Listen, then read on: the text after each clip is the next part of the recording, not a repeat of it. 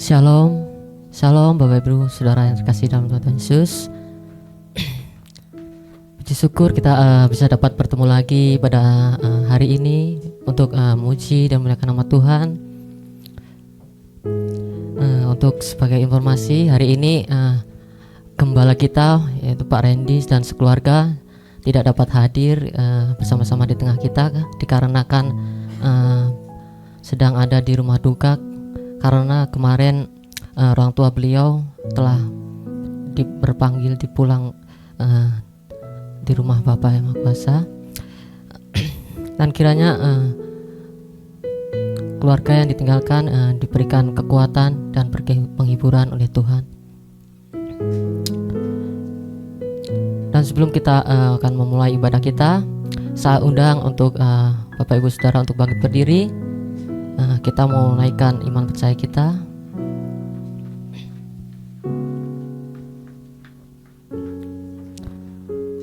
Pengakuan iman rasuli. Aku percaya kepada Allah Bapa yang Maha Kuasa, Khalik langit dan bumi, dan kepada Yesus Kristus, anak yang tunggal Tuhan kita, yang dikandung daripada Roh Kudus, lahir dari darah Maria, yang menderita di bawah pemerintahan Pontius Pilatus, disalibkan, mati dan kuburkan, turun dalam kerajaan maut. Pada hari yang ketiga, bangkit pula dari antara orang mati, naik surga, duduk sebelah kanan Allah Bapa yang Maha Kuasa, dan akan datang dari sana untuk menghakimi orang yang hidup dan yang mati.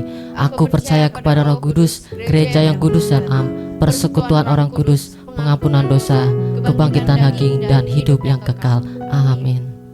Dipersilakan duduk kembali.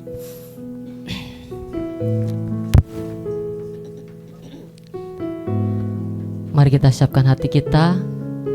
Kita mau datang pada Tuhan hari ini. Kita mau bawa ibadah kita. Yes.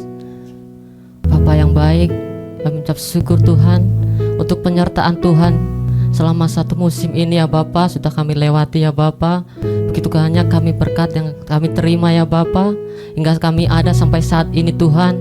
Itu semua Tuhan bukan hanya dari kekuatan kami ya Bapa, tapi itu semua penyertaan Tuhan yang luar biasa dan kami terima ya Bapa.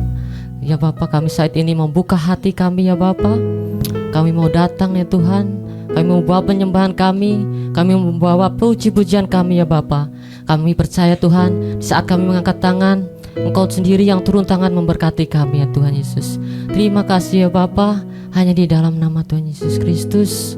Mari sama-sama yang siap beribadah, sama-sama katakan amin.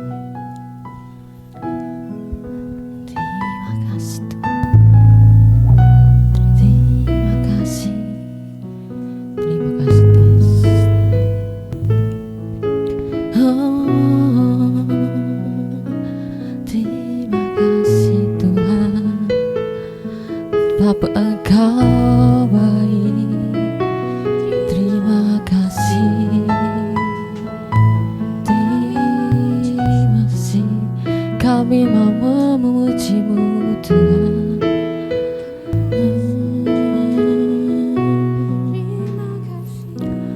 Terima kasih Tuhan.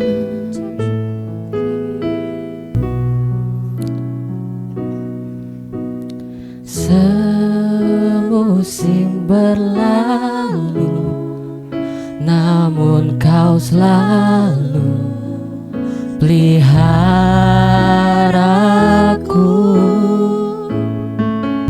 Kasih dan setiamu tak pernah layu di hidupku. Katakan sekali lagi, semusim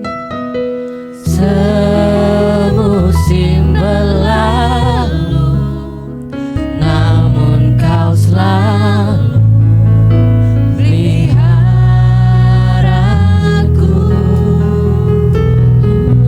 Kasih dan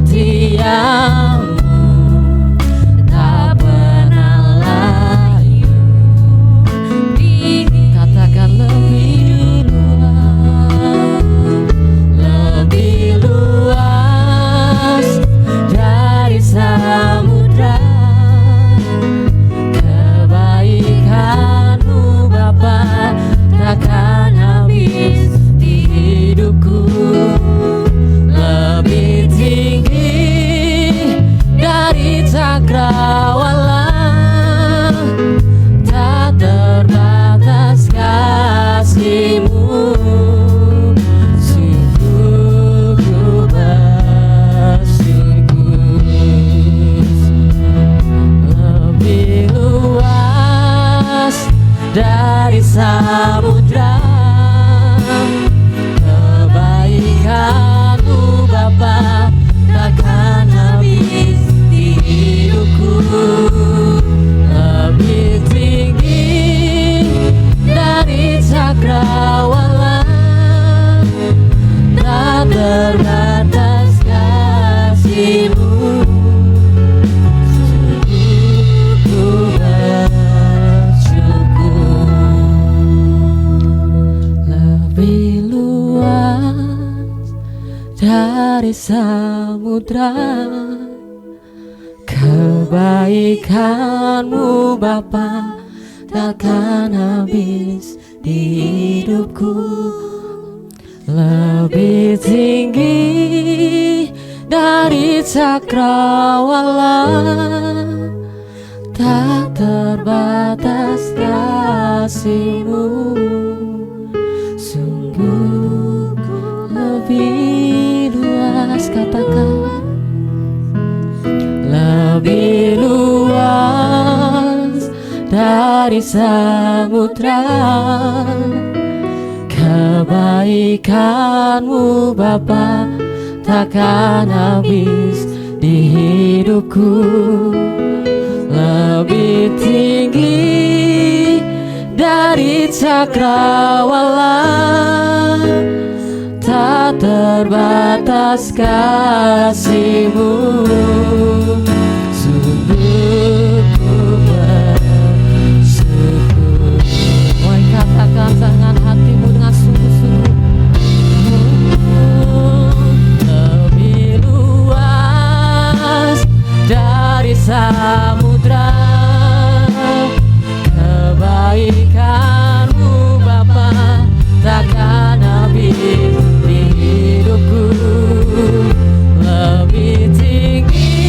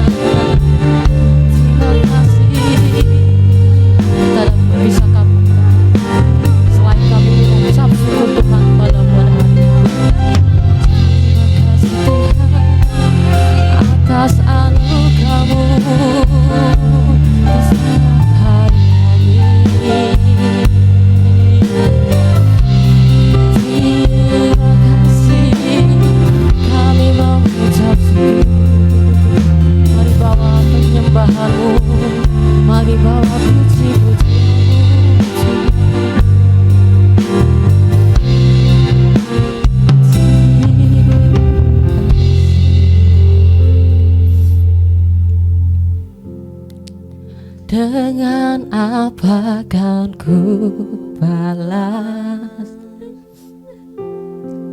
segala kebaikanmu? Segenap hatiku menyembahmu Yesus, ku bersyukur padamu. Dengan apa kan ku balas segala kebaikanmu? Segenap hatiku menyembahmu Yesus, ku bersyukur padamu selamanya. Oh, dengan apakah ku balas segala kebaikanmu? Segenap hatiku menyembahmu Yesus, ku bersyukur padamu. Dengan apakah ku balas segala kebaikanmu? Segenap hatiku menyembahmu Yesus, ku bersyukur padamu. Segenap hatiku menyembahmu Yesus, ku bersyukur padamu. Segenap hatiku menyembahmu Yesus, ku bersyukur padamu selamanya. Terima kasih Tuhan atas berkat-berkat-Mu dalam hidup kami. Haleluya.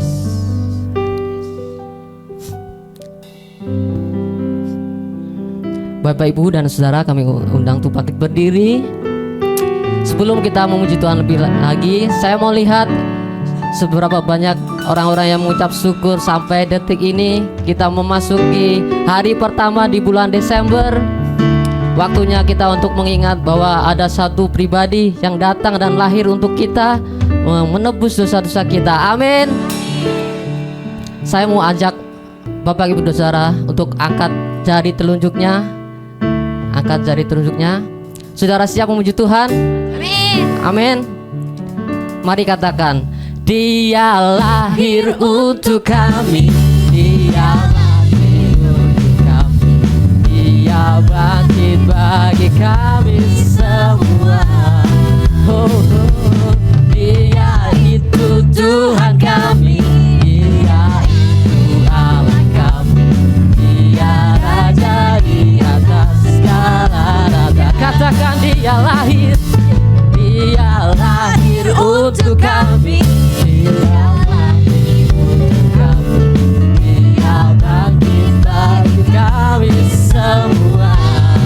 Yesus, Dia itu Tuhan kami, Dia itu Allah kami, Dia Raja di atas segala raja. Dia itu firman Allah, firman Allah yang turun ke bumi, yang jadi sama dengan manusia. Dia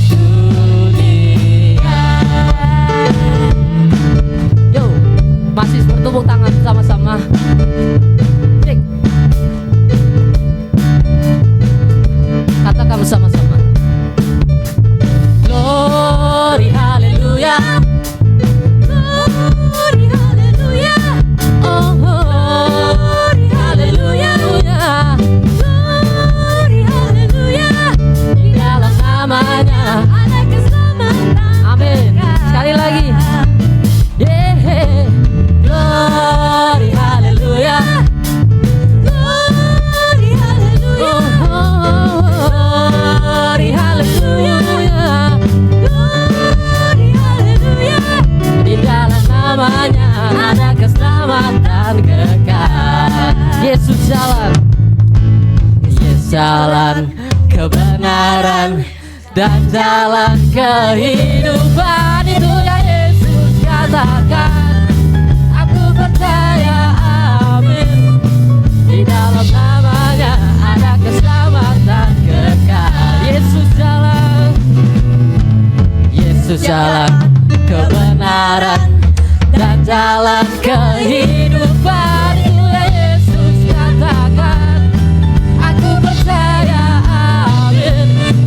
Di dalam namanya ada keselamatan kekal. Glory, glory, glory, haleluya, glory, haleluya, oh, glory, haleluya, glory, haleluya. Di dalam namanya ada keselamatan kekal. Sekali lagi glory, glory, haleluya, glory, haleluya, glory, haleluya, glory, haleluya. Di dalam namanya ada keselamatan kekal. biarkan musik memuji Tuhan. Yeay. Semua tangan di atas. Kita memuji Tuhan dengan bersukacita hari ini.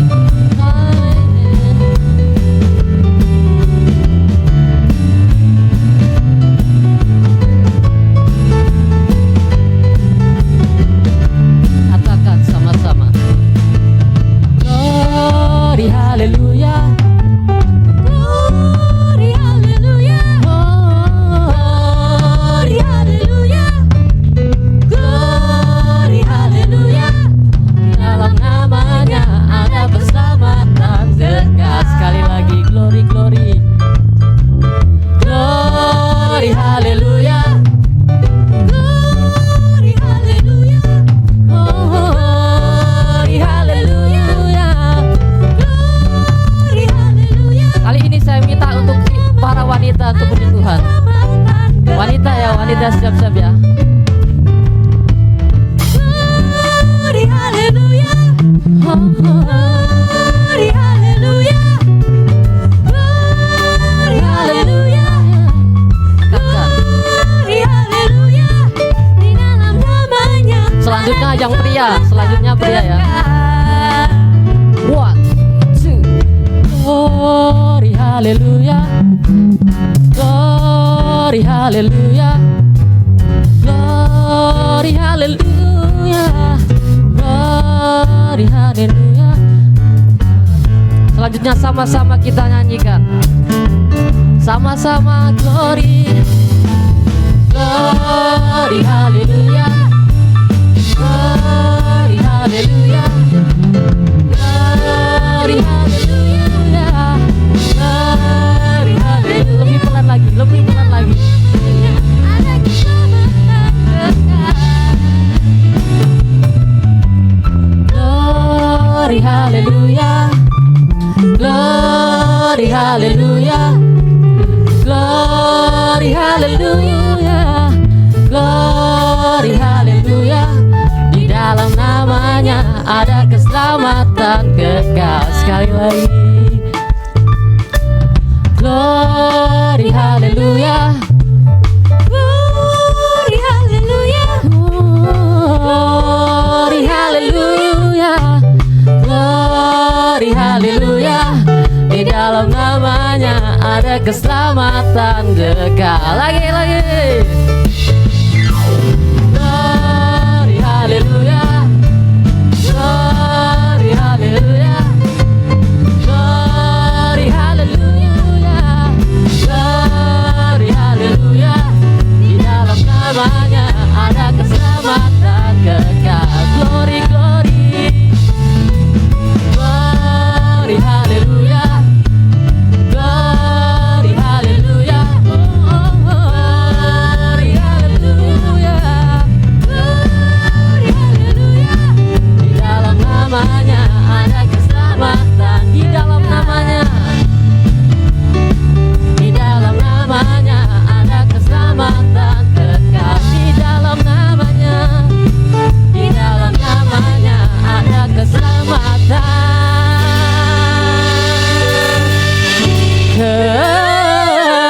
Tuhan. Berikan tepuk tangan bagi nama Tuhan. Sebelum duduk, kasih tos kanan kirinya, katakan kalian luar biasa. Terima kasih, silakan duduk.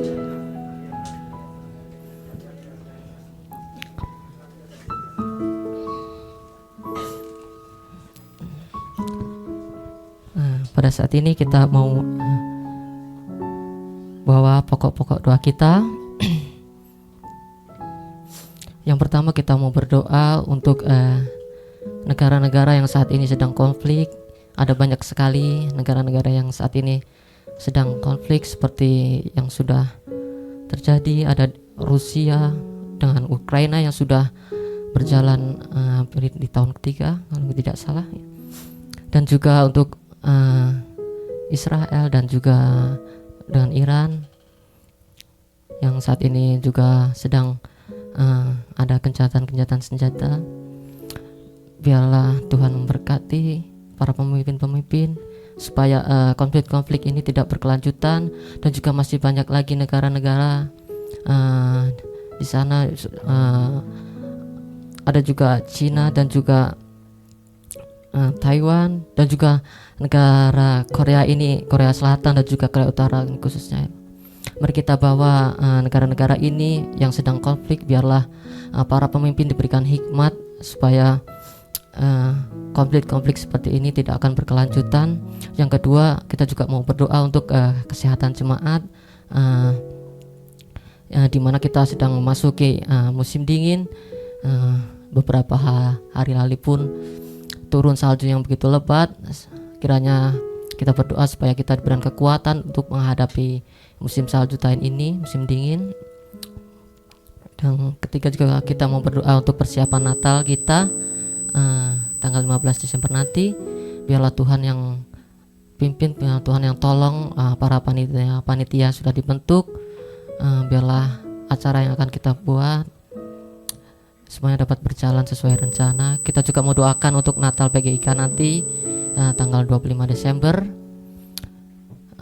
Biarlah panitia yang sudah ditugaskan di sana juga dapat menjalankan tugasnya dengan baik, sehingga Natal dapat berjalan dengan baik, sehingga sukacita Natal dapat kita rasakan juga. Kita juga mau bawa pergumulan kita pribadi yang mungkin saat ini kita dalam keadaan sakit ataupun dalam keadaan apapun. Kita mau bawa kepada Tuhan. Kita mau percaya bahwa Tuhan kita adalah Tuhan yang besar.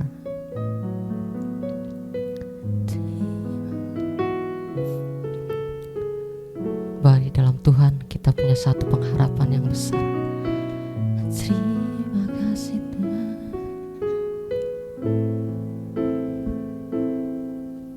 Walau dunia berubah, namun kasih-Mu Tuhan tetap sama di hidupku. Kau setia dalam setiap rencana-Mu. Ku percaya hidupku dalam tangan-Mu. Sampai detik ini ku melihat penyertaan-Mu sempurna. Sampai selamanya Kaulah Tuhan, satu-satunya pengharapanku.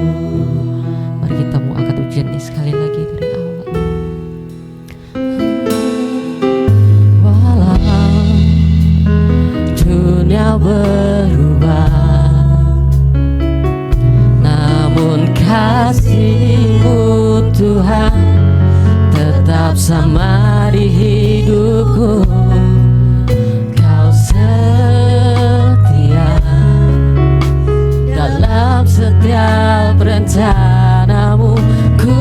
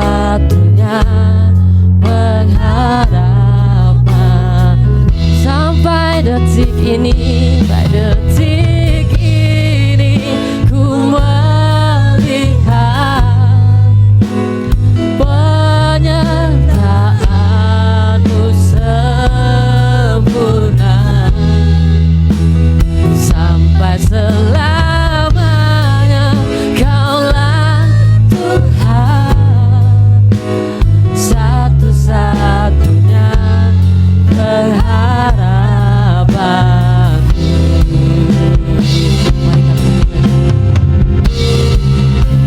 sampai detik ini ku melihat penyertaanmu sempurna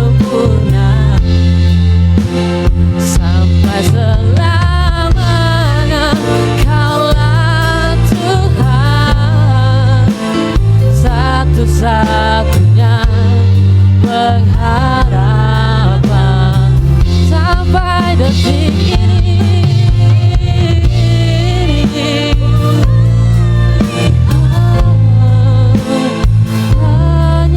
Penyertaanmu sempurna sampai selamanya. Kaulah Tuhan, satu-satunya pengharapan. Kita membawa doa-doa kita. Mari Bapak Ibu sedang membawa doa-doa kita pada Tuhan pada saat ini. Bapa yang baik, mengucap syukur ya Bapa untuk hari ini. Semua berkat-berkat yang Tuhan berikan dalam kehidupan kami ya Bapa. Dan Tuhan izinkan kami Tuhan anak Tuhan-Mu untuk menaikkan segala doa dan syafaat kami ya Bapa pada saat ini. Kami berdoa Tuhan secara khusus ya Bapa untuk negara-negara yang saat ini sedang konflik ya Bapa. Ada beberapa negara yang sedang konflik di luar sana seperti Rusia dan Ukraina ya Bapa, sudah berjalan lama ya Bapa. Juga banyak korban-korban yang setelah jatuh Tuhan. Kau tahu Tuhan berapa banyak kerugian yang sudah dialami, berapa banyak jiwa juga yang sudah menderita ya Tuhan. Kami berdoa ya Bapa pada saat ini, biarlah doa untuk para pemimpin ya Bapa dengan hikmat ya Bapa, biarlah dapat mengakhiri konflik Tuhan Yesus. Biarlah sejahtera damai juga dapat kembali mereka rasakan di dalam hidup mereka Tuhan. Juga ada negara Israel dan juga Iran yang saat ini sedang senjata ya Bapa. Sudah beberapa negara-negara ini sedang konflik Tuhan. Kau tahu penderitaan mereka ya Bapa, Kau tahu penderitaan warga sipil terdampak dalam konflik ini Tuhan Yesus. Doa juga pimpin di sana Tuhan Yesus, baik dari maupun Tuhan Tuhan. Kami percaya Tuhan yang bekerja Tuhan Yesus, Tuhan yang mengatur semuanya Tuhan. Biarlah para pemimpin ini dapat mempunyai hati yang lembut Tuhan. Biarlah bisa dapat menarik semua konflik ini terjadi Tuhan. Juga untuk berdoa untuk negara Cina dan juga Taiwan ya Tuhan. Kami Tuhan saat ini juga sedang konflik Tuhan. Biarlah memberkati juga pemimpin-pemimpin di sana Tuhan Yesus. Biarlah mereka juga mempunyai hati yang lembut untuk memiliki satu hikmat dari Tuhan Yesus agar menjaga agar konflik ini tidak akan terjadi Tuhan Yesus. Itu juga negara kita berada saat ini ya Bapak, Korea Selatan dan juga Korea Utara Tuhan, yang sedang lama ya Bapak. Akhir-akhir ini juga konflik semakin memanas juga Tuhan. Kami percaya Tuhan Yesus akan yang menggerakkan para pemimpin negara ini Tuhan. Biarlah mereka mempunyai hati juga Tuhan. Biarlah mereka mempunyai hikmat ya Bapak, mengambil keputusan untuk menghindari konflik-konflik seperti itu Tuhan Yesus. Biarlah negara-negara yang lain juga tidak akan terlibat ya Bapak dalam konflik-konflik seperti ini Tuhan. Sehingga kedamaian yang akan kami rasakan ya Bapak. Kami juga ya Bapak pada saat ini membawa doa kami ya Bapak. Kami berdoa secara khusus untuk jemaat-jemaat yang ada di tempat ini Bapak, maupun yang ada di manapun mereka berada Tuhan. Kau tahu ya Bapak, akhir ini kami masuki cuaca yang ekstrim ya Bapak, yaitu cuaca dingin Tuhan. Kiranya Tuhan memberikan kekuatan pada kami ya Bapak, kekuatan yang lebih untuk dapat menghadapi cuaca seperti ini ya Bapak. Biarlah kami dapat melewati akhir tahun ini dengan penuh kekuatan daripada-Mu Tuhan Yesus. Kami percaya Tuhan, Engkaulah Allah sumber kekuatan kami ya Bapak. Kami percaya Engkaulah Allah yang hidup bagi kami Tuhan Yesus Kristus. Kami juga Tuhan pada saat hari ini berdoa untuk persiapan ya acara Natal kami ya Bapak, yang tanggal 15 nanti Tuhan. Kami serahkan dalam tangan kuasa-Mu para panitia yang sudah bertugas ya Bapak. biarlah dapat menjalankan tugas-tugasnya dengan baik Tuhan, sehingga semua yang akan kami lakukan, semua rencana-rencana yang sudah kami susun dapat berjalan dengan baik Tuhan, sehingga damai sejahtera Natal dan sukacita Natal dapat kami rasakan. Kami juga berdoa untuk persiapan Natal PGIK Tuhan. Kau berkati juga ya Bapak saat ini Tuhan. Kau tahu ya Bapak, Natal ini Natal besar, di mana kami umat-umat percaya dapat berkumpul ya bersama-sama untuk merayakan hari kelahiran Tuhan di sana. Biarlah yang biarlah cara ini berjalan dengan baik. Terima kasih ya Tuhan atas segala berkat kami besarkan di dalam tugas.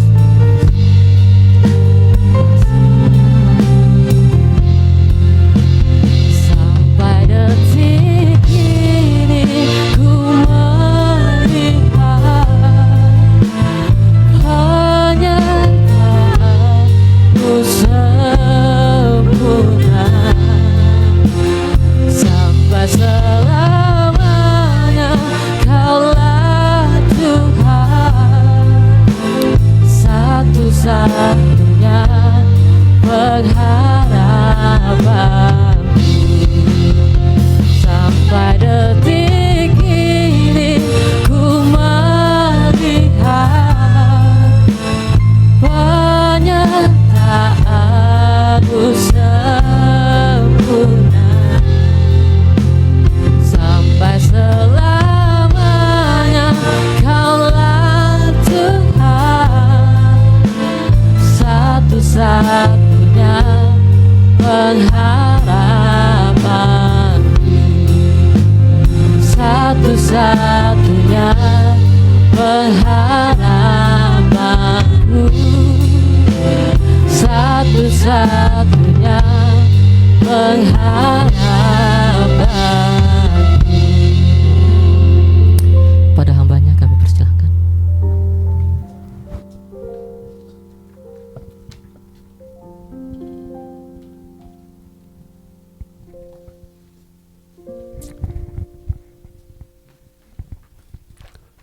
Kita berdoa. Bapa yang di surga, Engkaulah yang satu-satunya penebus dan juru selamat kami, sehingga kami bersyukur kepada Tuhan dan beribadah kepada Tuhan. Dan kami butuh firman-Mu setiap saat. Firman-Mu itulah yang menghiburkan hati kami dan keluarga kami dan semua jemaat kami. Dan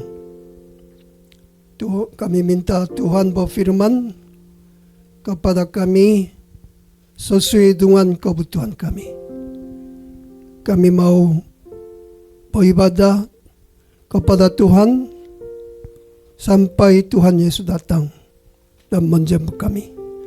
Kami berdoa dan mengucap syukur dalam nama Tuhan Yesus. Amin. Shalom. Ya. Siapa yang pernah lihat salju pertama kali? Ya. Ada mungkin datang dari Malaysia.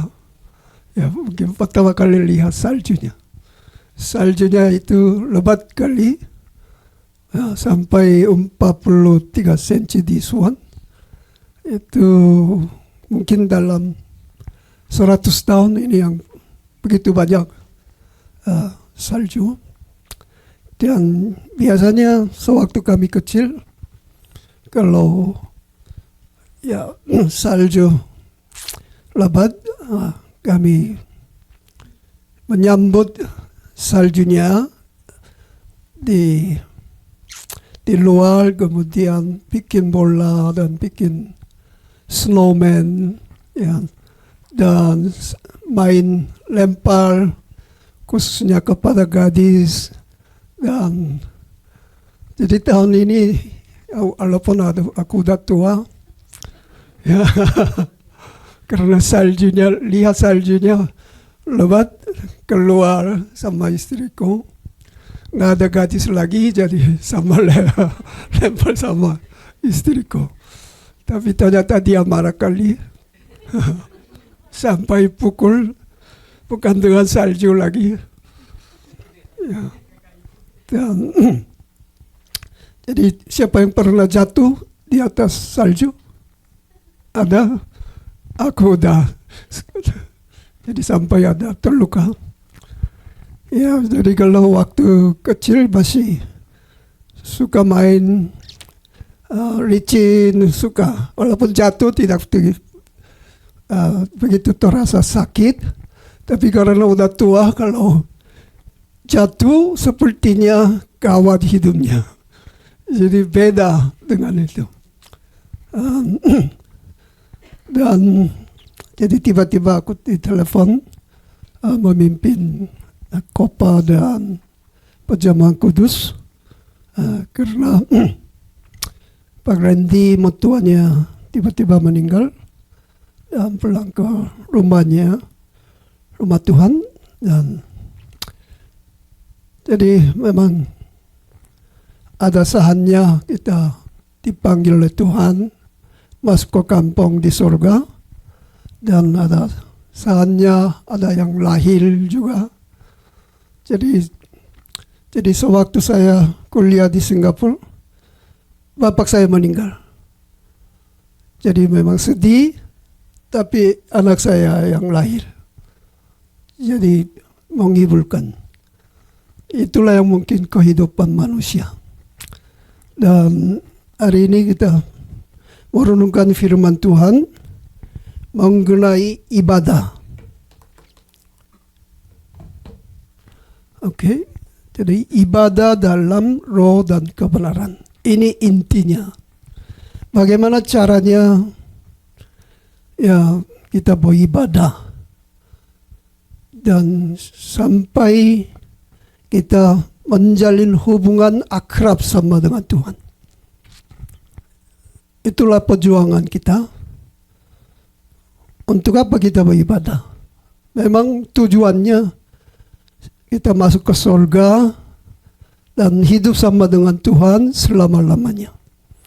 Tapi sebelum itu ada tujuannya kita menjadi manusia yang berkenan kepada Tuhan dan manusia yang melaksanakan tugas dari Tuhan selama kita hidup di dalam dunia ini. Dan ini yang cerita satu kisah yang terjadi di dalam Samaria. Dan perempuan itu, ibu itu mungkin punya 5 suami, ya. Tapi yang dia punya pernah punya 5 suami, dan yang dia sedang punya pun ya bukan punya dia sepertinya. Jadi dianggap yang perempuan itu agak nakal, atau salah teori yang lain itu mungkin dia nikah sama laki-laki, tapi suaminya yang meninggal, dan menurut adat itu adiknya yang menggantikan. Jadi sepertinya kalau menurut cerita itu, teori itu, mungkin 5 ini juga udah meninggal. Jadi, tapi yang terakhir juga mungkin juga akan meninggal seperti itunya. Itu salah satu teori yang lain. Tapi biasanya itu perempuan itu akan nakal dan dia mau mengambil air. Jadi dia pilih waktunya. Jadi kalau daerah semi-tropis itu ya kalau seperti Samaria itu semi-tropis, dan siang itu panasnya itu bukan main. Ya, aku pernah ke situ, kira-kira 40 sampai 50 derajatnya. Jadi gitu. sepertinya dan kering. Dan jadi bedanya dengan Indonesia. Kalau Indonesia panas dan itu tapi tidak begitu kering. Dan di sini kering, jadi harus tutup, harus pakai tutup kepalanya. Kalau tidak itu kita nggak tahan. Dan perempuan itu pilih waktunya siang. Itu yang paling panas. Biasanya ya, orang tidak begitu jalan-jalan atau datang ke mall untuk mencari air. Tapi dia tidak begitu suka bergaul dengan manusia yang lain karena mungkin kehidupannya. Yang karena itu dia sengaja pilih mengambil air, tapi ketemu dengan Tuhan Yesus.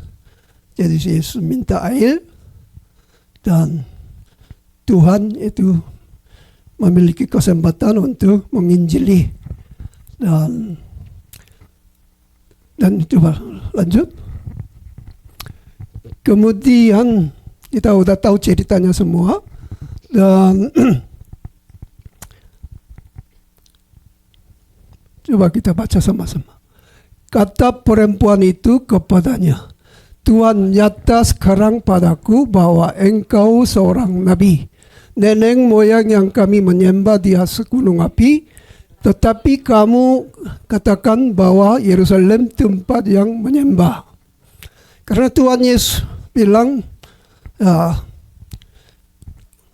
air yang kamu kasih akan haus lagi. Tapi air yang ku memberi itu tidak akan haus lagi. Jadi selama sewaktu dia bincang dengan Tuhan Yesus, dia menyadari Tuhan Yesus itu bukan orang Yahudi yang biasa. Orang Yahudi yang biasanya tidak begitu bergaul dengan orang Samaria, khusus apalagi kepada itu perempuan. Jadi dia menyadari Yesus itu bukan orang Yahudi biasa. Dan mendekati dia, kemudian menyampaikan firman itu. Tapi perempuan itu bertanya, kami itu orang Samaria menyembah di atas gunung, tapi orang Yahudi ini menyembah di Yerusalem. Jadi yang mana betulnya? Dan Tuhan Yesus katakan itu,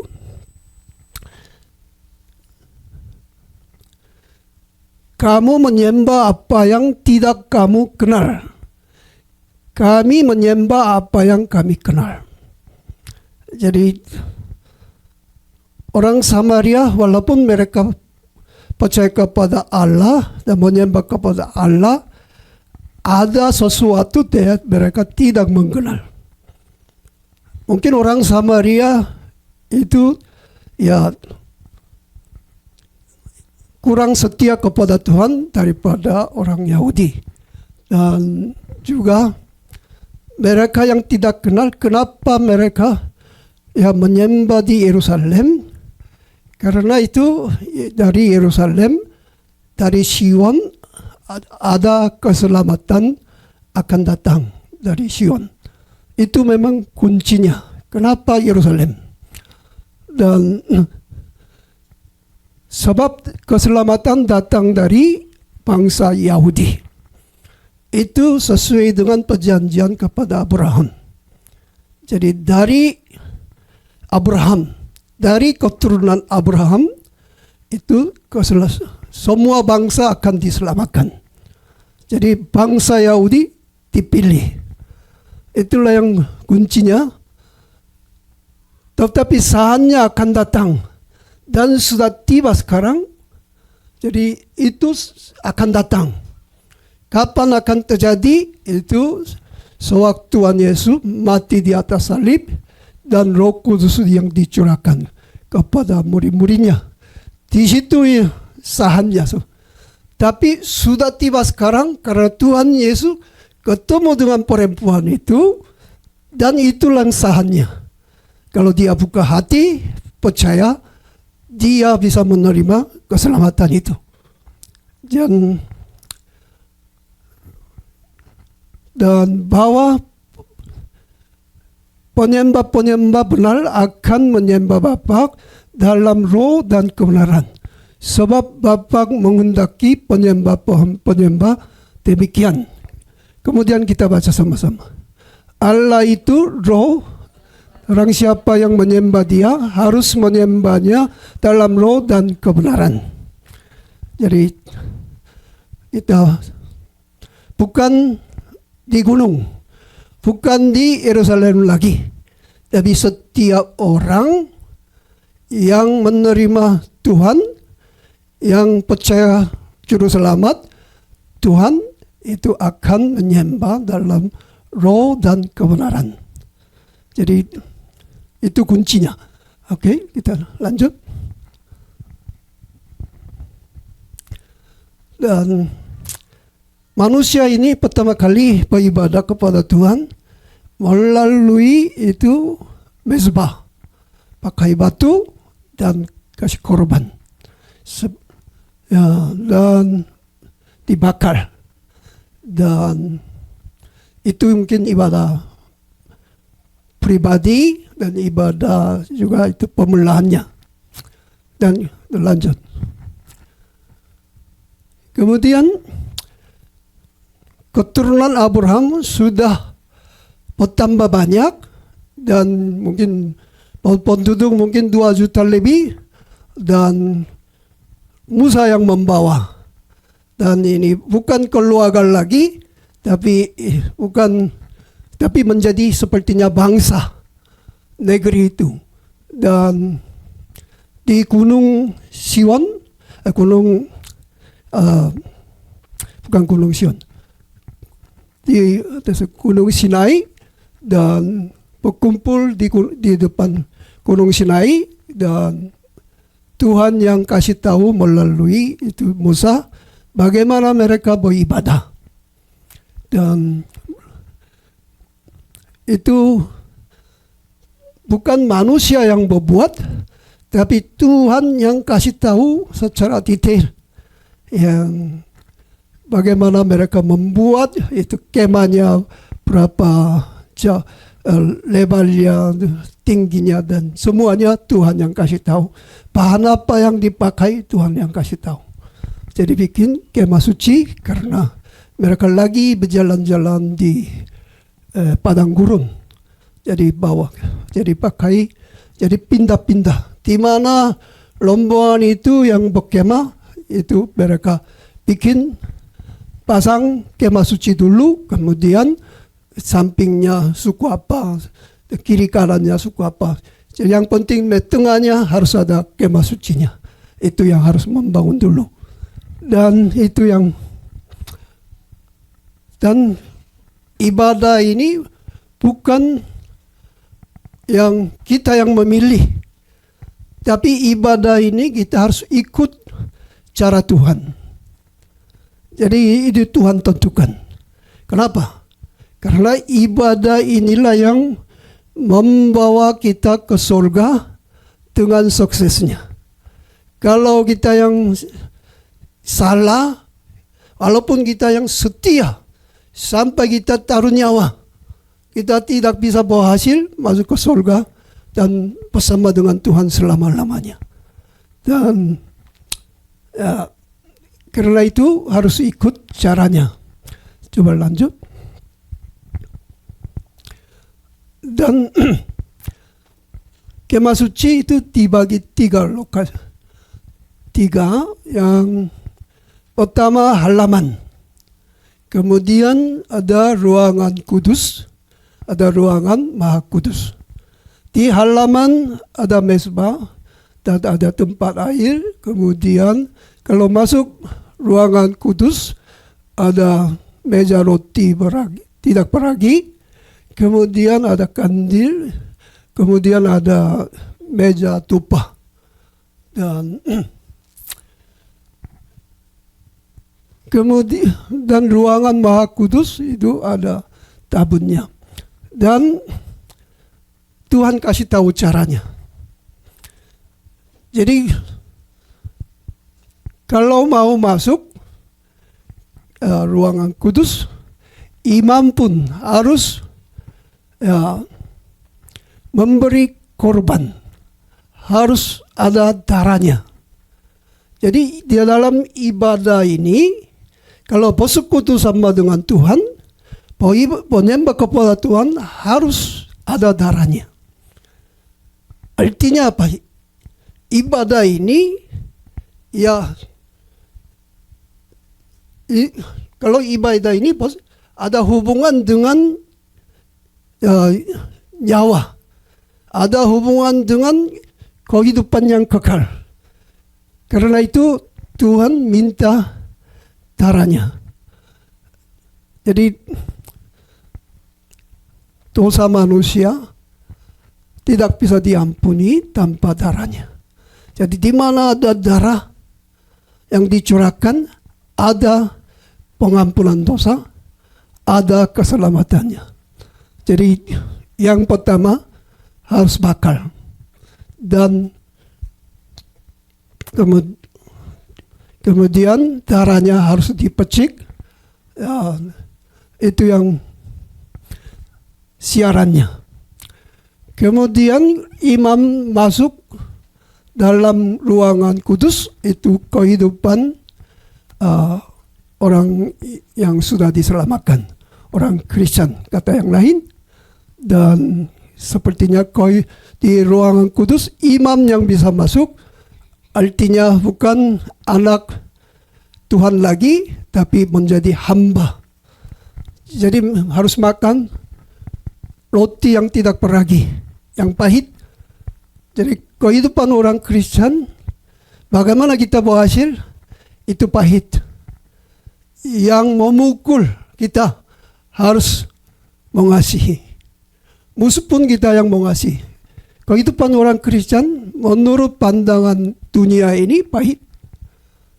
Tapi itu hambanya. Jadi kita tidak lagi mengasihi diri kita sendiri daripada Tuhan. Jadi caranya menyalakan hati Tuhan, kita mengasihi manusia sesamanya, Tuhan yang mengasihi kita. Jadi harus hidup sebagai hambanya. Kemudian kandil ini ada, tidak bisa itu padamkan itu apinya, harus hidup terus menerusnya. Dan itu lambang itu sebagai saksi menjadi misi, seperti itu yang caranya. Dan kehidupan orang Kristen, kita melayani dan menjadi saksi dan menjadi terang bagi dunia ini. Itu yang kedua-duanya yang ketemu, kita saling mengasihi, kemudian memberitakan Injil, dan itu yang berkenan kepada Tuhan. Jadi menjadi tupa yang harum ini yang udah penuh, baru iman ini bisa masuk ruangan kudus. Kalau tidak itu, imam pun yang sudah masuk itu di dalam ruangan kudus, kalau masuk ke dalam ruangan yang maha kudus, dia mati juga di situ. Jadi tunggu sampai tupanya penuh. Itu caranya. Ruangan maha kudus, disitulah yang Tuhan yang hadiri, dan disitulah yang Tuhan berfirman dan menghakimi juga di situ. Dan tapi di dalam kemah suci, intinya apa? Intinya darah. Darah domba, darah lembu, di situ harus dibakar, dipecik di halaman itu. Kemudian ada satu lagi, darah kambing ini harus dipercik. Di mana? Bukan ruangan kudus, tapi ruangan yang maha kudus.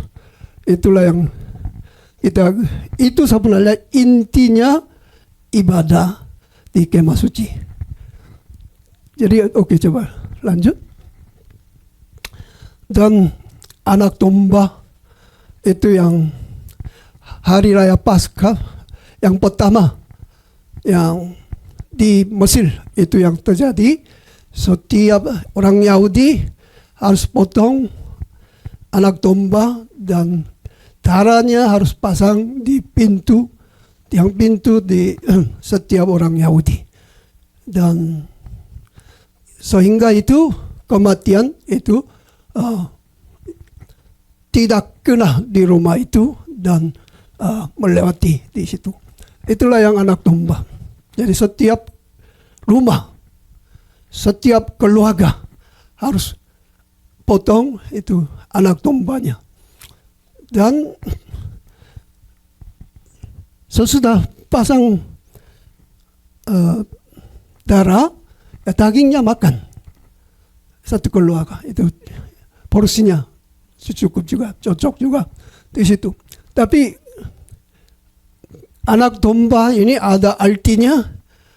Tuhan yang suruh, di situ ada artinya. Apa yang Tuhan suruh selalu ada hubungan dengan hidup yang kekal.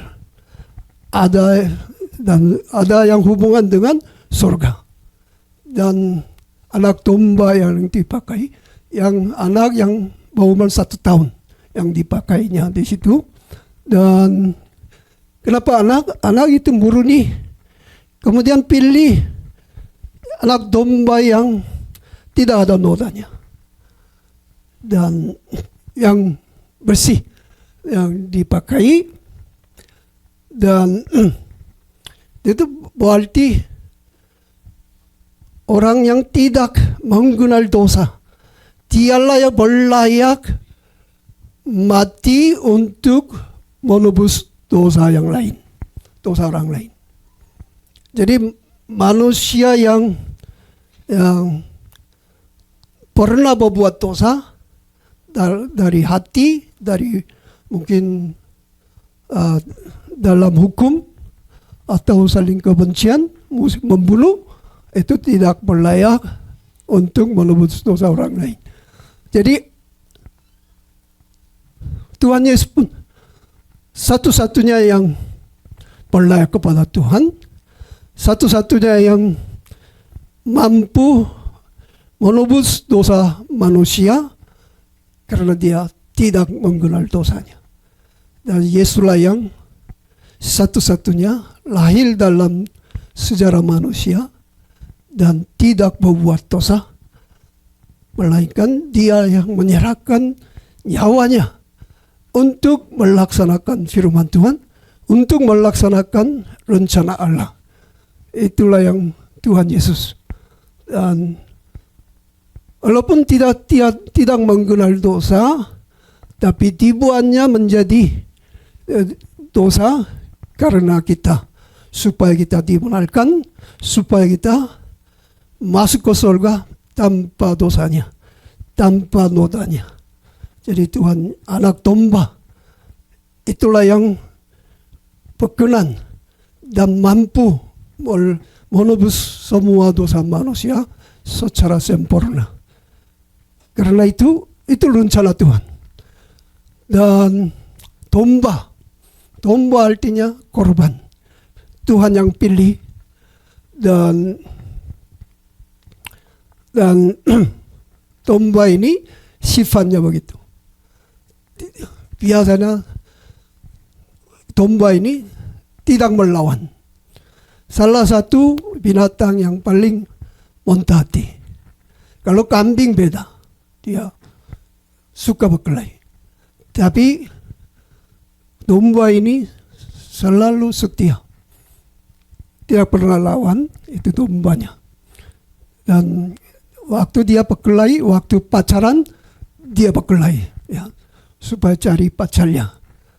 Itu aja. Tapi yang lain, dia tidak mampu mencari makan. Yang mana harus makan tidak tahu.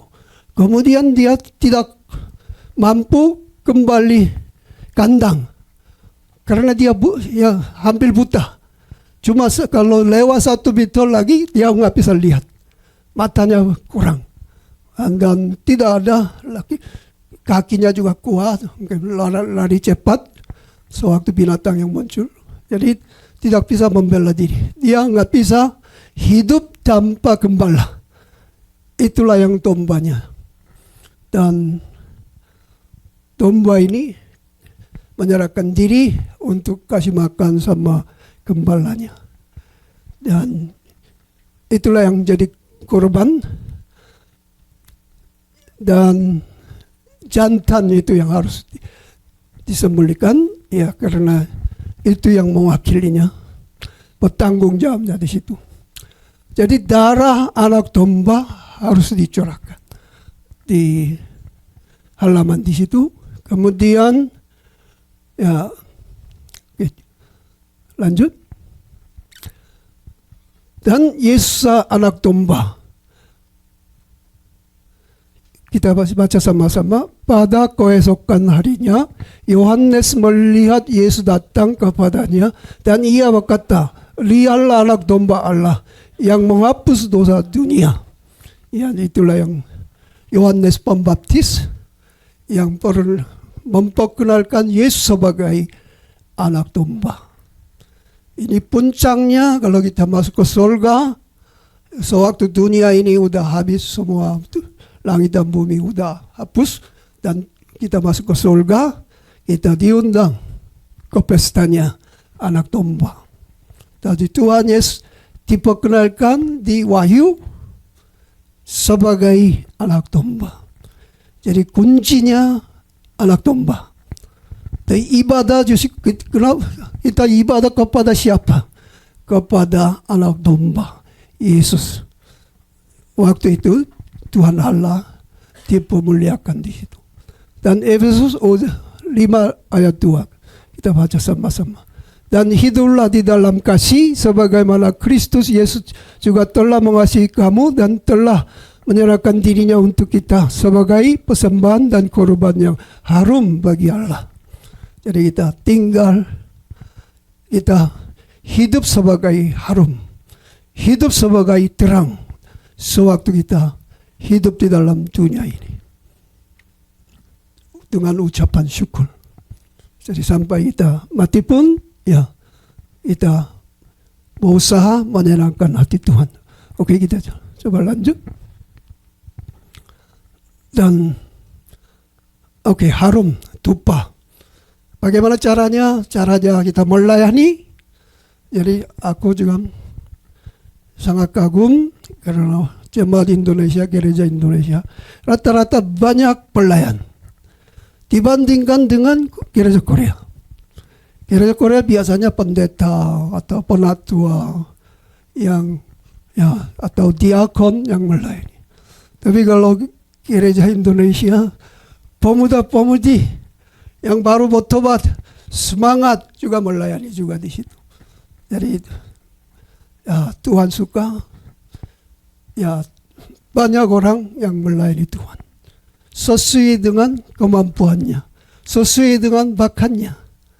Jadi itu namanya hamba Tuhan, bukan pendeta bukan yang ya misionari yang kita sebutkannya, bukan. Kalau hamba adalah orang yang melayani ya dengan sukarela, dengan apa yang dia punya. Jadi karena itu, ini gereja ini juga ada tempat yang kita melayani. Ya, dengan bagaimana mungkin ada caranya.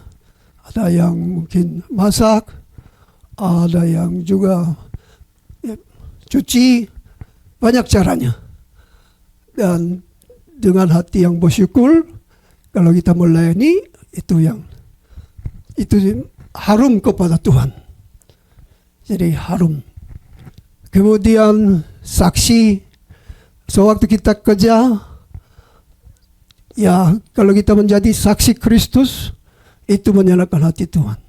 Satu jiwa dimenangkan karena kita melayani, ya ada pesta di surga yang ramai-ramai sana. Dan itu menjadi tumpah harum bagi Tuhan.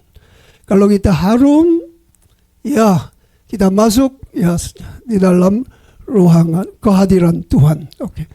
apa? Oke, lanjut. Jadi ruangan Maha Kudus hanya imam besar masuk ruangan sana sekali setahun aja. Itu untuk ya mengadakan ya itu acara setahun untuk bangsa Israel, menghapus dosa bangsa Israel. Sekali setahun masuk dalam situ. Dan di situ ada tabutnya. Di atas tabut itu ada 2 kerub yang dengan sayap menutup itu tabutnya di situ. Oke, masuk situ. Lanjut. Dan hari penebus itu untuk bangsa Israel itu 2 kambing dibawa. Dan secara undi pilih salah satunya, satu untuk bagi Tuhan, satu untuk Azazel itu. Kalau yang kambing yang dipilih Azazel itu melopang tangan, imam yang melopang tangan, kemudian bawa ke padang gurun, dan di situ yang dilepaskan di situ. Itu namanya kambing untuk Azazel. Kemudian salah satu yang lain itu dipotong. Darahnya itu dipercikan di atas dan di depan, itu tutup gerapiran. Artinya tutup pendamaian di situ. Sayap ini, sayap kerub malaikat ini yang tutup apa? Karena di bawahnya di dalam situ ada batu roh itu 10 perintah. Di situ ada hukumnya. Kalau di situ hukum ini harus ditutupi, harus supaya manusia yang berbuat dosa itu ya tidak hakimi lagi, dan dosa manusia diampuni dan tidak ingat lagi selama-lamanya. Dan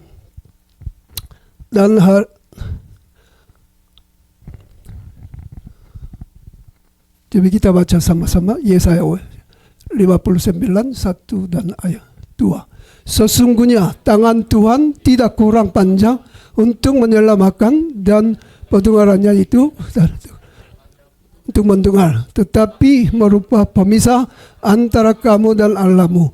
Ialah segala kejahatanmu dan yang membuat dia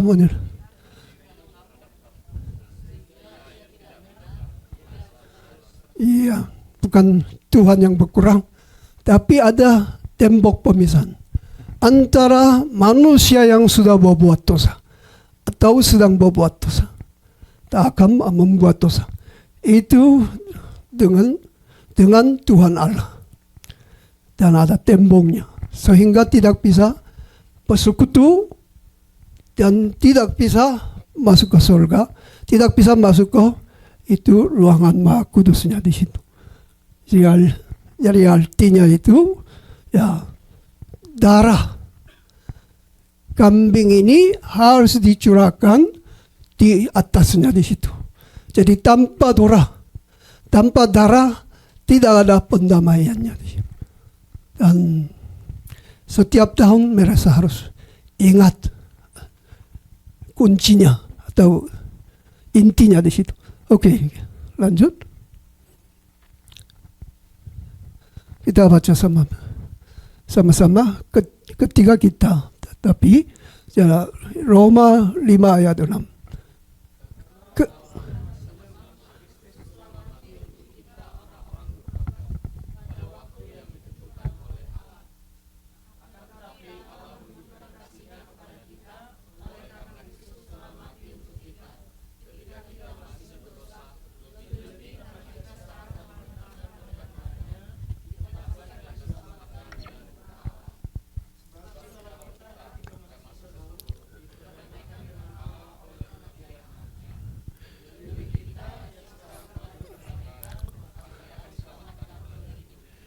Oke, jadi Paulus yang sudah mengalami dan percaya kepada Yesus dan sudah ya, menyadari itu rahasia itu.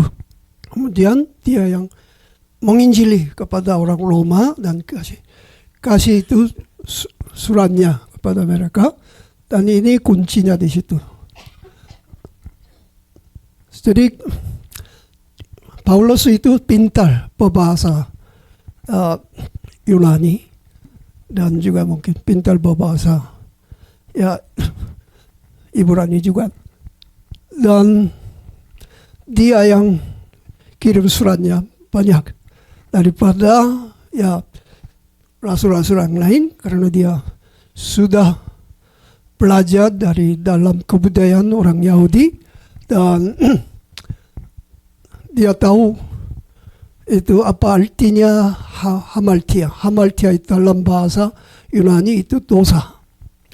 Jadi dalam menurut kebudayaan Yunani, apa artinya hamartia? Ada 3 intinya di situ. Yang pertama, kalau kita kurang atau lemah, itu hamartia, dosa. Harus kita jalan sampai ke 10 km. Tapi kalau kurang tidak sampai tujuan, itu namanya dosa. Dan yang kedua, melanggar hukum, itu hamartia juga. Kemudian berseteru, artinya menjadi musuh, melawan, itu artinya hamartia.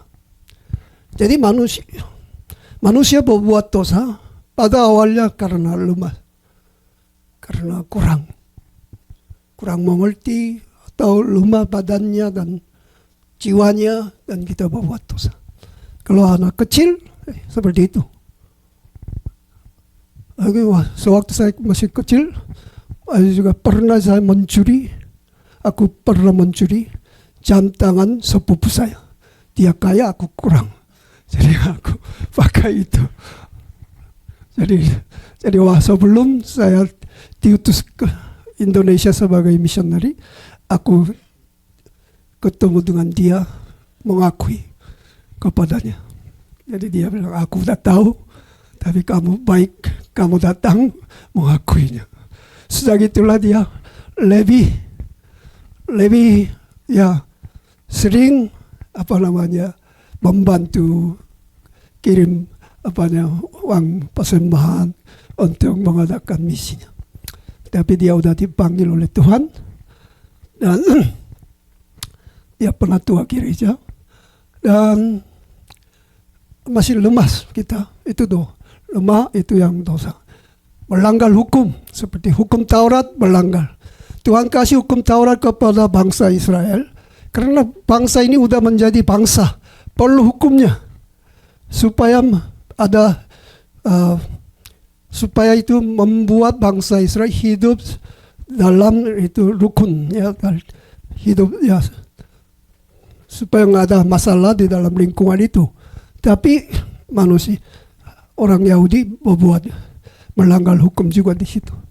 Dan kesalahan yang paling parah orang Yahudi, walaupun dia melanggar hukum, dia menghakimi ya tetangga yang lain dengan hukum Taurat. Jadi hukum ini diberikan kepada orang Yahudi supaya menyadari diri sendirinya. Tapi mereka memakai hukum ini untuk menghakimi dan melawan yang lain. Itulah yang kesalahan besar. Jadi kesombongan ini tidak bisa diampuni. Itulah yang orang Yahudi, walaupun sudah menyadari firman hukum Taurat, itulah yang satu-satunya, orang Yahudi itulah yang satu-satunya yang menyembah kepada Tuhan Allah sewaktu Tuhan Yesus datang. Tapi pemimpin orang agama Yahudi itu ditegur oleh Tuhan. Ya, karena ini kesombongan itu tidak bisa diampuni. Merendahkan diri, orang yang merendahkan hati dia bisa diampuni. Dan itulah yang kemudian yang menjadi musuh, yang melawan itu pun kita sewaktu kita masih seteru diperdamaikan. Jadi semua dosa diampuni dan diperdamaikan. Puncaknya damai sama dengan Tuhan selama-lamanya. Dan itulah yang masuk di dalam kehadiran Tuhan. Oke, kita dan jadi aku pernah ke Turki dan Greece 2 kali dan pernah kunjungi itu gereja Rudia yang di Yunani. Tapi gereja itu ya tidak sesuai dengan gereja kita. Kalau gereja biasanya itu ada ruangan ibadah, ada kan seperti itu, ada mimbarnya. Tapi gereja Ortodoks, gereja Greece ini, Yunani ini tidak ada ruangannya yang jemaat duduk, tidak ada. Apa yang ada di situ ada meja untuk mengadakan baptisan, percik itu yang seperti itu ada. Kemudian meja yang ada Alkitab, kemudian ada juga meja yang perjamuan kudusnya. Ini lagi ibadah. Ibadahnya beda dengan kita. Jadi karena itu, kenapa begitu? Aku bertanya sama orang yang guide itu orang Korea, tapi menikah sama dengan orang Yunani, sudah lama hidup di dalam. Jadi kenapa gitu? Mereka tanya kalau kami tidak ada ibadah seperti gereja Katolik, seperti Protestan, tidak ada. Kalau kita pastor itu mengadakan apa? Bagaimana ibadah caranya? Pastor datang, pagi datang, kemudian nunggu jemaat yang datang satu demi satu. Atau beberapa keluarga datang dan mereka mengadakan apa? Mengadakan perjamuan kudus. Itu puncaknya. Tidak ada yang lain. Mengadakan, mereka berkumpul di situ untuk mengadakan perjamuan kudus. Kenapa? Itulah sebenarnya ibadah gereja mula-mulanya. Di gereja Ortodoks ini sampai sekarang tidak ada perubahan. Gereja Katolik udah berubah. Kenapa berubah? Karena Protestan. Itu pengaruh Protestannya. Protestan memfokuskan kepada firman. Jadi firman ini harus disampaikan. Jadi mengutamakan firman khotbah daripada perjamuan kudusnya. Jadi perjamuan kudusnya kalau gereja mula-mulanya setiap minggu, hari Minggu mau diadakan. Gereja Katolik pun begitu. Jadi kalau gereja Katolik pun mengutamakan perjamuan kudus sampai sekarang. Karena itu kalau tidak ada perjamuan kudus itu tidak sah. Walaupun ikut ibadah, mendengar khotbah, tapi kalau tidak diadakan itu perjamuan kudus itu tidak sah. Jadi karena itu ibadah yang sah itu disebut itu misa. Misa artinya mass. Kalau ya sekarang Christmas, mass itu artinya Tuhan menyertai. Ya itu dalam bahasa Latinnya. Jadi Tuhan menjadi tubuh Kristus, tubuh Allah, tubuh manusia. Jadi Christmas itu yang diadakan itu. Dan dan gereja Katolik percaya sewaktu kita mengadakan perjamuan kudus, Tuhan Allah ada di dalam roti dan minuman anggur. Jadi roti menjadi tubuh Kristus dan minuman anggur menjadi itu darah Yesus Kristus. Jadi karena itu mereka benar-benar percayanya di situ. Jadi teori incarnation. Jadi menjelma di situ. Jadi sampai sekarang. Makanya roti itu dibagi, tapi darah ini tidak dibagi. Kenapa tidak dibagi? Darah Yesus tidak boleh jatuh. Jadi tidak boleh dibagi karena takut jatuhnya. Jadi karena kalau ada sisa, harus pastor yang habiskan semuanya. Tidak boleh orang lain yang minum di situ. Jadi begitu. Pada awalnya, apa artinya itu kerigma. Kerigma itu artinya itu keruso. Dalam bahasa Yunani itu artinya kopa, menyampaikan situ. Tapi kerigma itu artinya apa yang Tuhan Yesus yang titip pesan.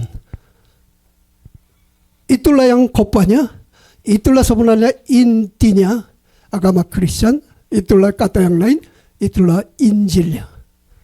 Injil apa artinya? Injil kabar baik. Artinya Tuhan Yesus mati untuk menebus dosa kita.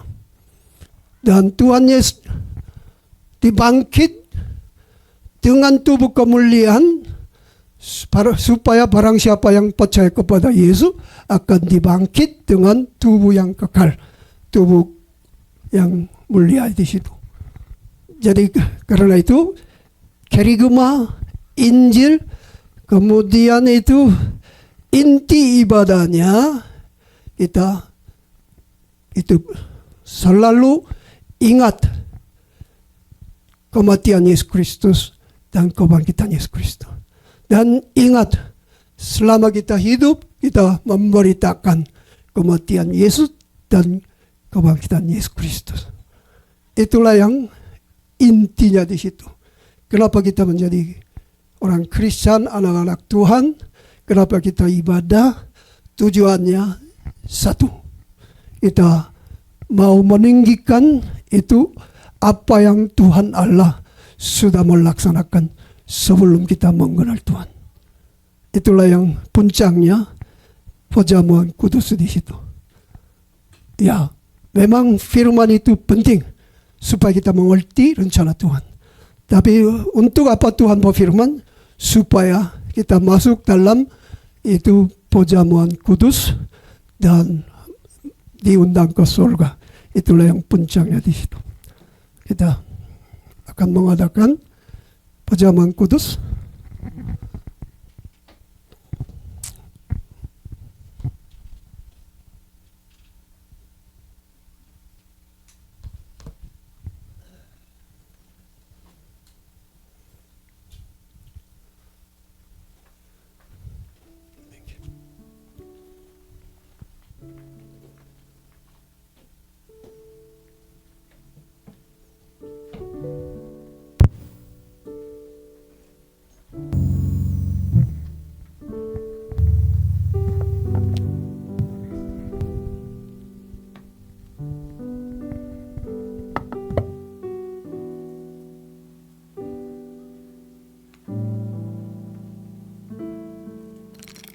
Sebelum kita menaikkan perjamuan kudus pada hari ini, kita mau bawa pujian kita untuk mengiringi.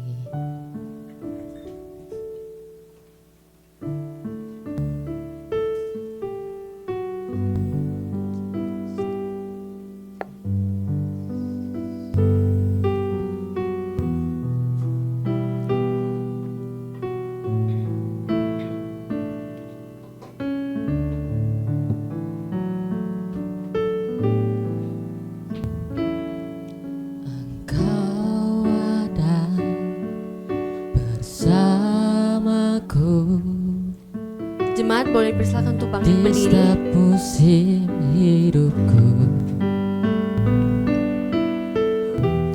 tak pernah kau biarkan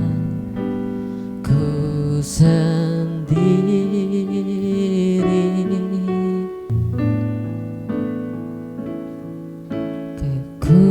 Kekuatan di jiwaku adalah bersamamu. Tak pernah ku ragukan kasih-Mu. Katakan bersamamu Bapa. Bersamamu Bapa,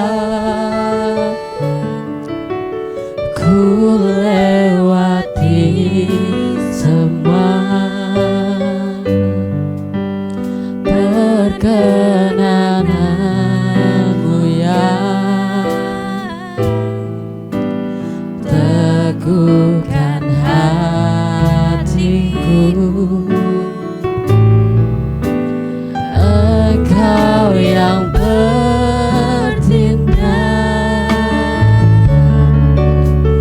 memberi pertolongan.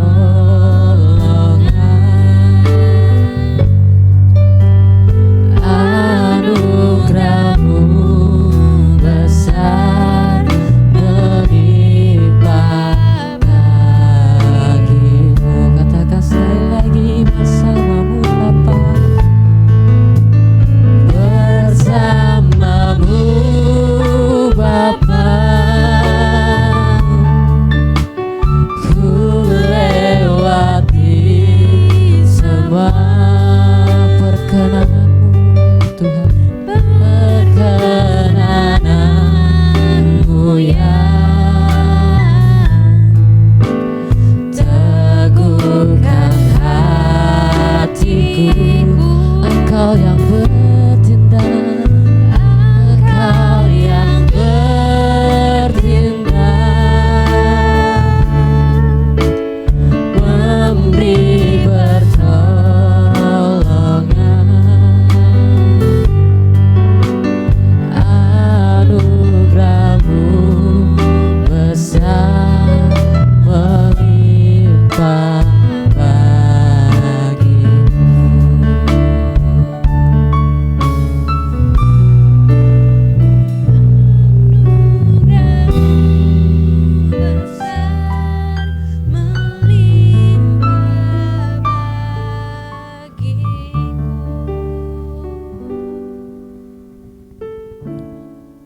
Sebab apa yang telah ku teruskan kepadamu telah aku terima dari Tuhan, yaitu bahwa Tuhan Yesus pada malam waktu itu ia diserahkan, mengambil roti, dan sesudah itu ia mengucap syukur atasnya. Ia memecahkannya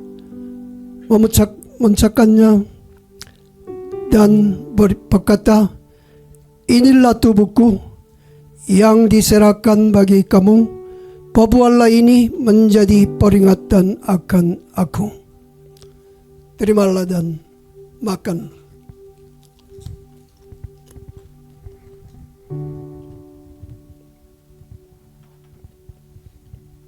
Angkatlah minuman.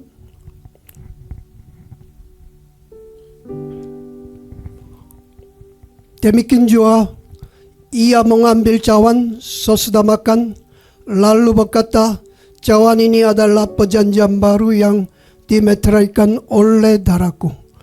Perbuatlah ini setiap kali kamu meminumnya menjadi peringatan akan aku. Dan minumlah.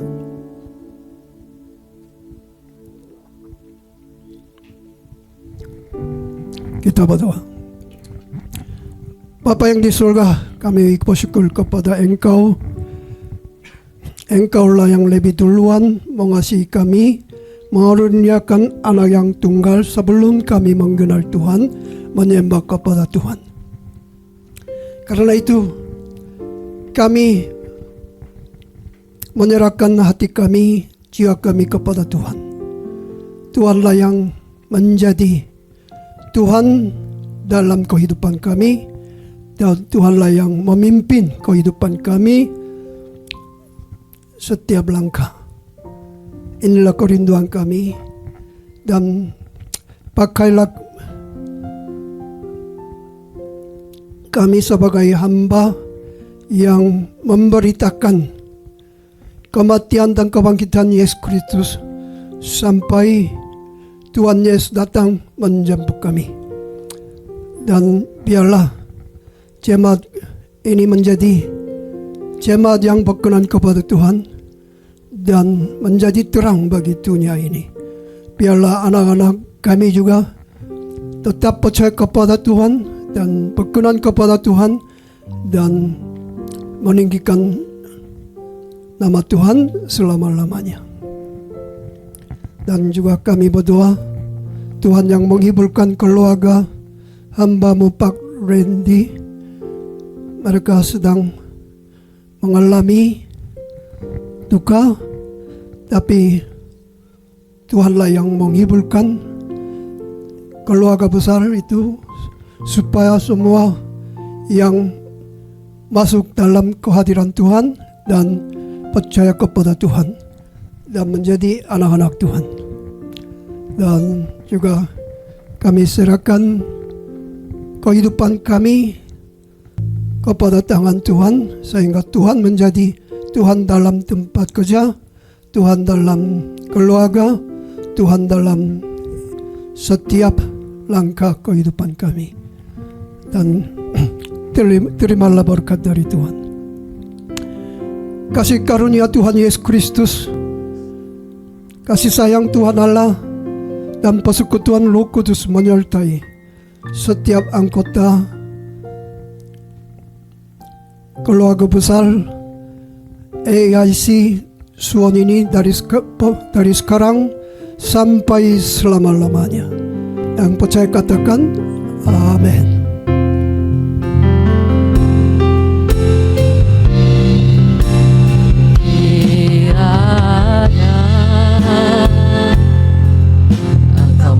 Berkati aku berlimpah-limpah dan memperluas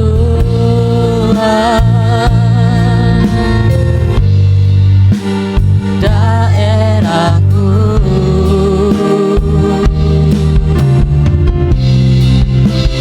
dan kiranya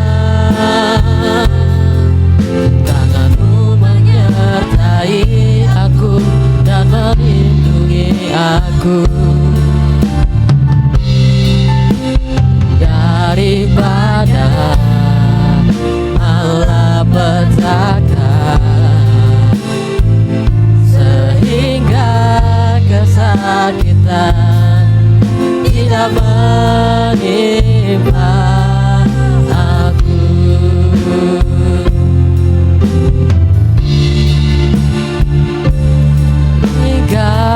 Kesakitan tidak menimpa